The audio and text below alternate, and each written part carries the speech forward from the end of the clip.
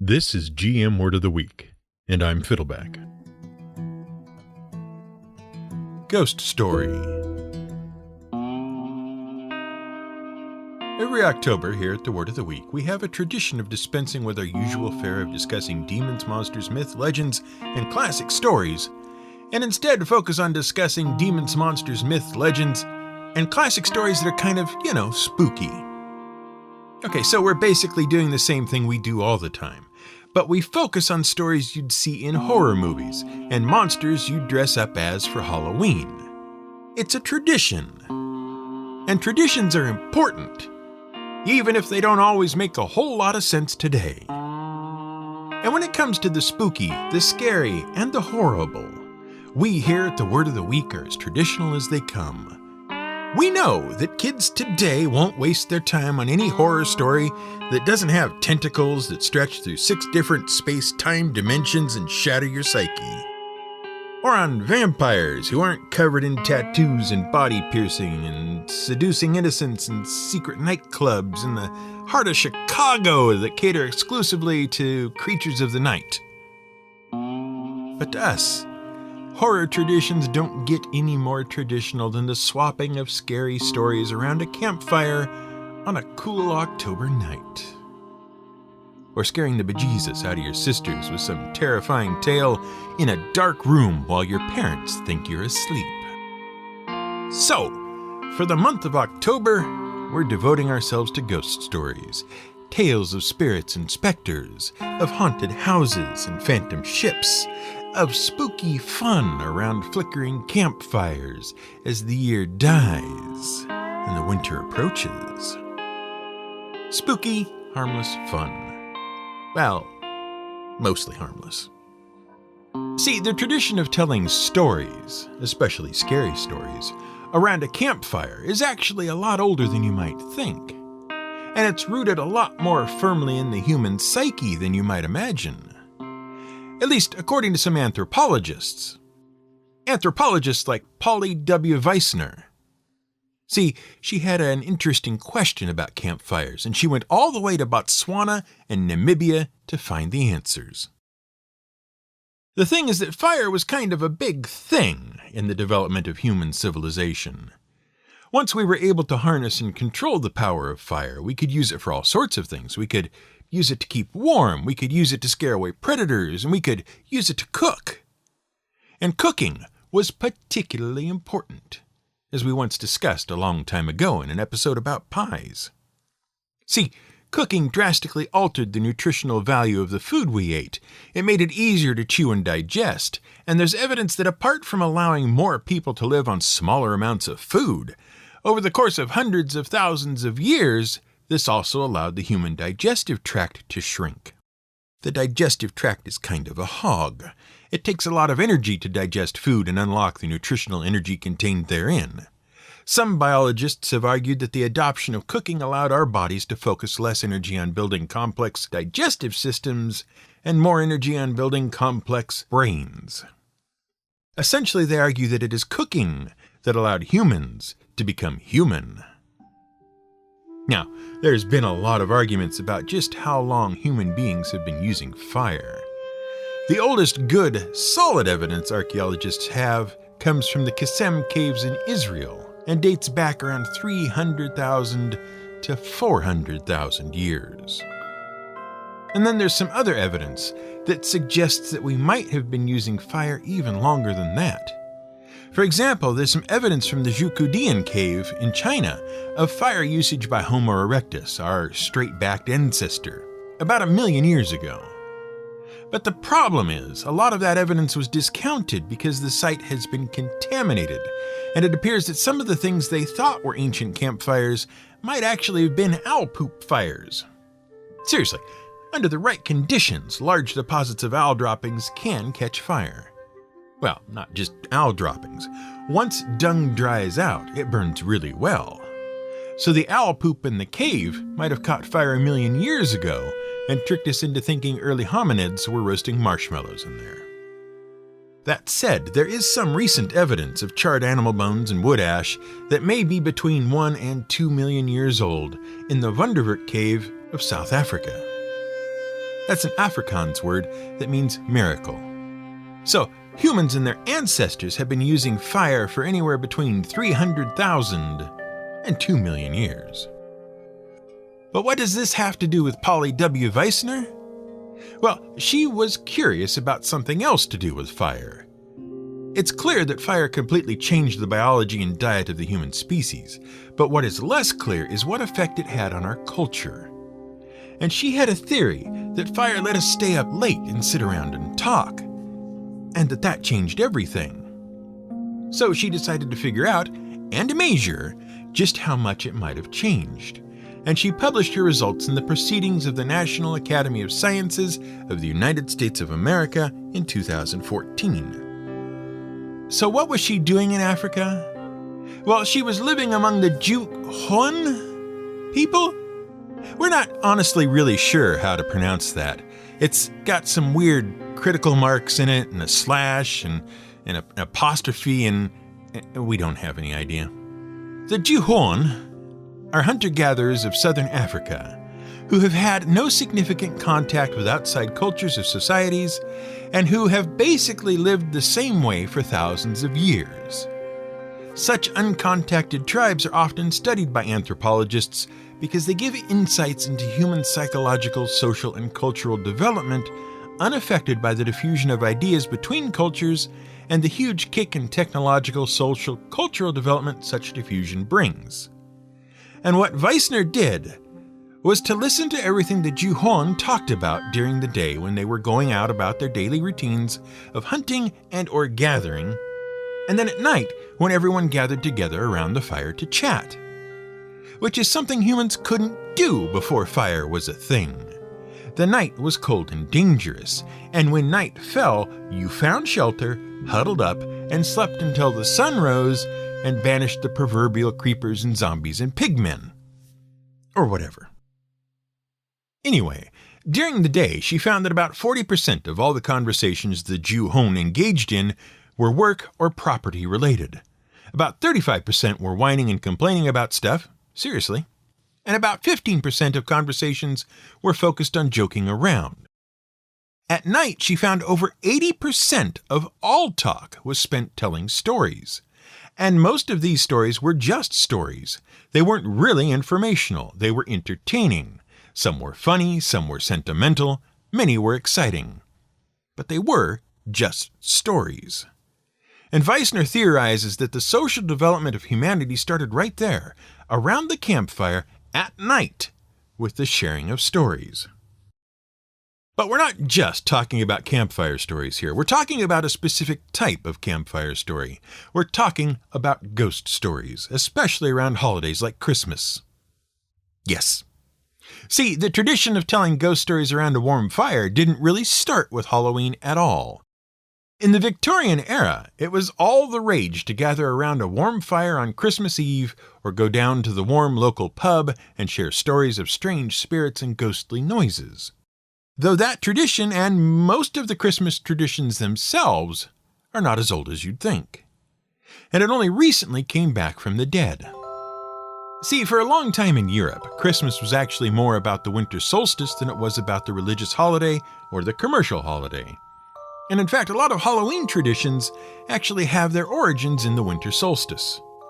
The days of midwinter are, of course, the shortest and darkest days of the year, and they were traditionally the days when the worlds of the living and the dead were closest together.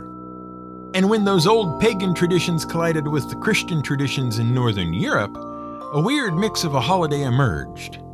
Part pagan ghost holiday, part hope for the coming of spring, and part religious observance. Except it wasn't actually that big, and by the time of the Victorian era, it was in a steep decline. In England, where Christmas traditions had been the strongest, the decline of Christmas had started with Oliver Cromwell. We've talked about him before. There was a big fight between the monarchy of England and the Parliament over who actually answered to whom. Remember? And Oliver Cromwell won. Initially, he won for the Parliament, but then as Lord Protector and a devoted Puritan, he decided to clean up England and the English government and rededicate the country to the service of God. And one of the things he did to get rid of all the hedonism of the day was to get rid of holidays. So the Christmas/solstice, with all its feasting and singing and ghost stories, was right out the door. But then, the Industrial Revolution came along, and a few things all happened at once. First was the rise of consumerism. People wanted to buy stuff and businesses wanted to sell stuff, mass-produced stuff, and so businesses started to glom onto the fact that you could convince people to buy stuff if you gave them an excuse, like a holiday. Second, mass manufacturing also brought out the invention of a new way to show your love for the people in your life: the greeting card. Seriously? And the third thing was a ghost story written by a guy who was running out of cash and afraid that his fame had peaked before he'd changed the world. Yes, we're talking about Charles Dickens and A Christmas Carol. Now, by 1843, Charles Dickens was a pretty famous name. And after making a name for himself with some charming little serials called The Posthumous Papers of the Pickwick Club, he decided he wanted to use his writing ability to do some social good. See, the Industrial Revolution had brought some big change to England, but it wasn't all positive. As people rushed to the cities, overcrowding and poor sanitation led to massive outbreaks of illness. Pollution exacerbated the health problems, and widespread poverty forced people into intolerable working conditions, working long hours in dangerous conditions for very little pay. And when Dickens started to follow reports about the exploitation of child labor, he grew particularly incensed. And so, he started to highlight those social problems in his novels like Oliver Twist and Nicholas Nickleby. The problem was his popularity was waning. His books weren't selling very well after his initial flurry of popularity. And his bitter attitude towards certain people, like Americans, was alienating readers. He was on his way down. He needed to do something that would sell, something big, something that would carry his message in a positive way. Something in which a greedy business mogul would be given a chance at redemption and learn that it was the duty of employers not to exploit their employees, but to show an interest in their well-being. That would be beneficial to everyone. And so, thanks to greedy businessmen, the invention of greeting cards, and a failing author desperate to send out one last positive message before fading into obscurity, the commercial Christmas holiday was invented. And for a long time it kept the trappings of ghost stories around a warm fire. After Dickens rushed A Christmas Carol to publication, other authors followed suit quickly with their own Christmas spooky stories, authors like Algernon Blackwood and E.F. Benson. Which is why Andy Williams' classic Christmas Carol, It's the Most Wonderful Time of the Year, contains a line promising scary ghost stories, along with tales of the glories of Christmases long, long ago. But we digress. We really digress. Charles Dickens may have helped invent Christmas with his fireside ghost story, but he didn't invent the ghost story. And the ghost story is an old invention, not quite millions of years old, but at least thousands of years old.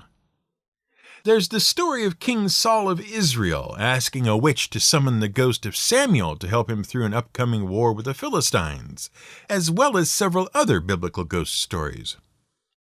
And there's a pretty early story of the chain-rattling ghost who won't move on, told by Pliny the Younger, in around 100 CE. But we're going to hold on to that one until we talk about haunted houses. What we actually want to talk about are a couple of more modern ghost stories and a pair of more modern ghosts. Specifically, the ghost of Al Capone and the ghost that scared Al Capone to death. Possibly. See, it's sort of a classic feature of ghost stories that a person's spirit could live on in some form or another and haunt the living. Of course it is. That's literally what a ghost is. The spirit of a dead person who won't leave you alone. And there have been a lot of ghost sightings of particularly historical ghosts. And one historical figure that likes to show up from time to time to bug the living is famous Chicago gangster Al Capone.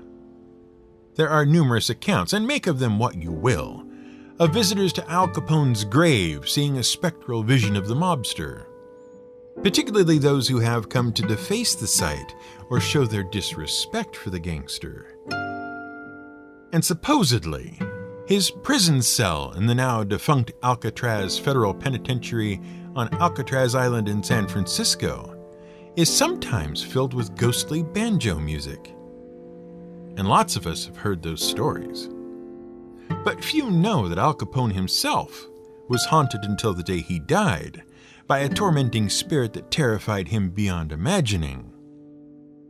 Of course, his terror was likely amplified by a sexually transmitted disease chewing up his brain, but it still counts as a ghost story. Now, Al Capone is one of the most famous American mobsters in history. Hopefully you know that much. And he made his fortune in Chicago during the Prohibition era, when federal law banned the sale and production of alcoholic beverages anywhere in the country.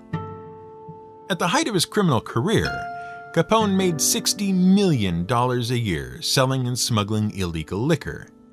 But he was also famous for his terrible temper and ruthless brutality. In fact, that's how he got his start in crime.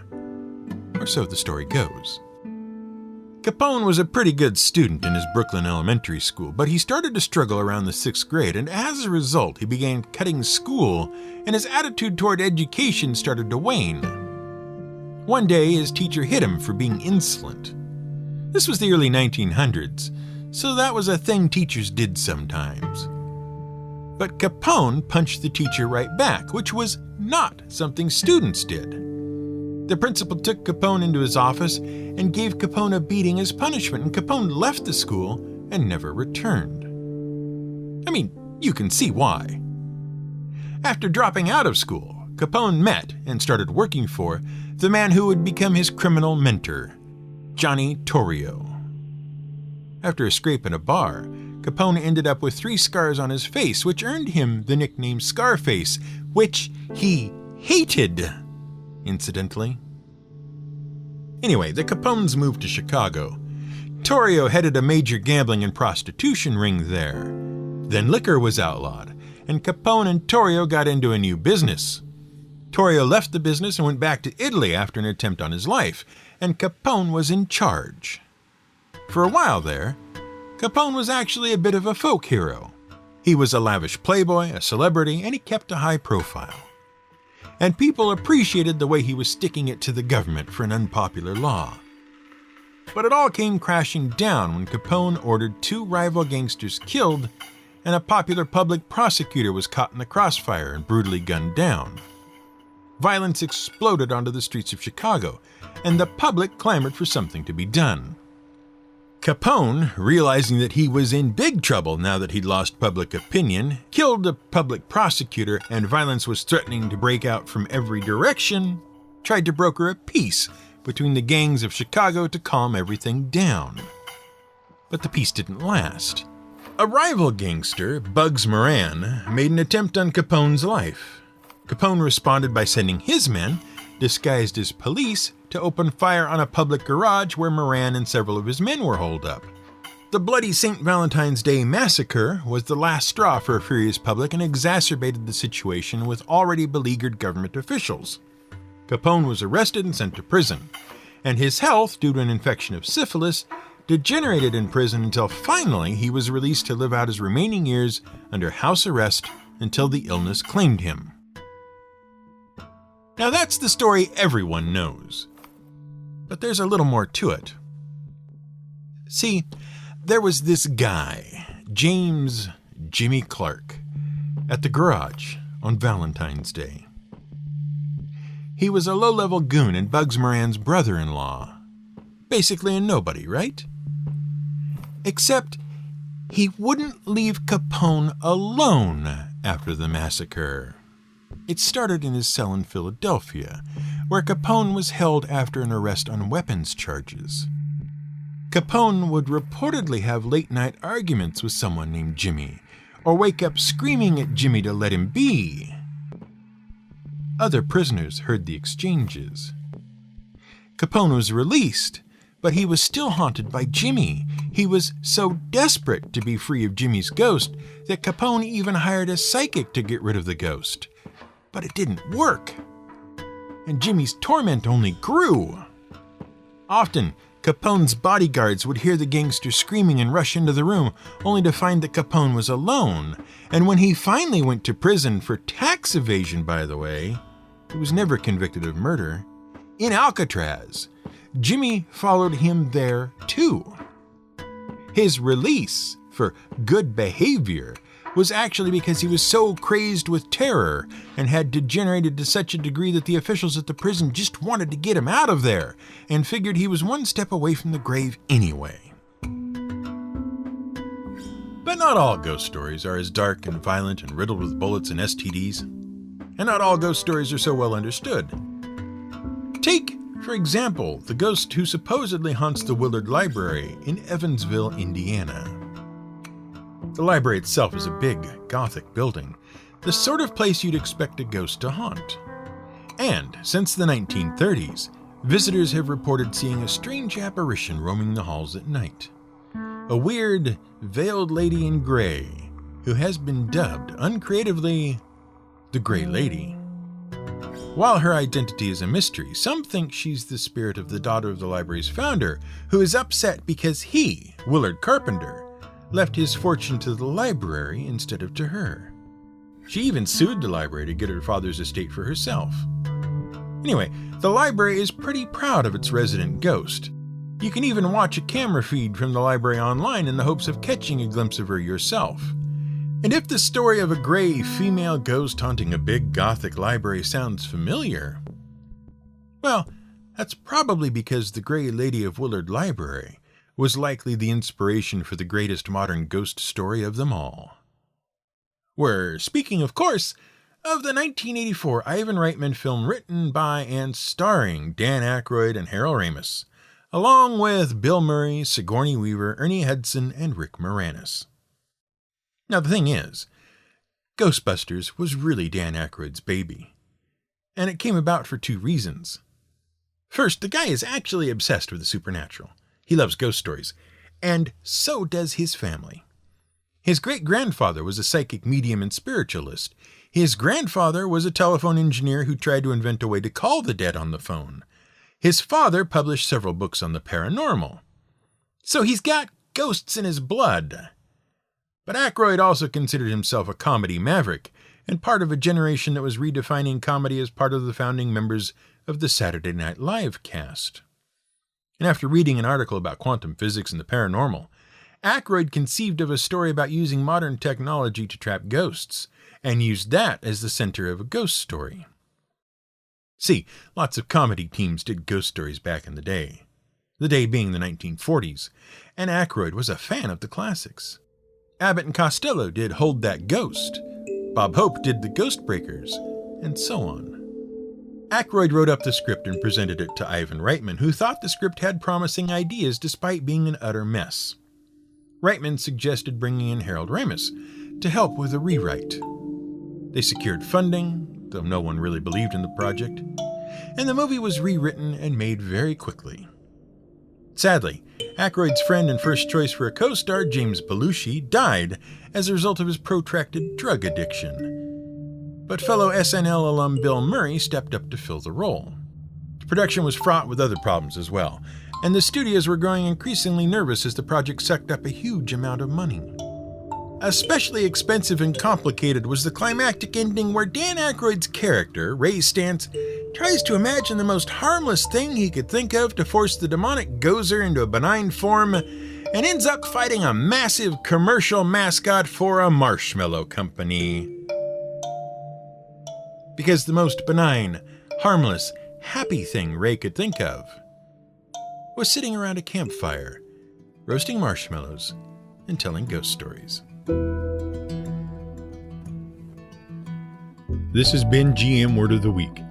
It's written and researched by The Angry GM and produced by me, Fiddleback.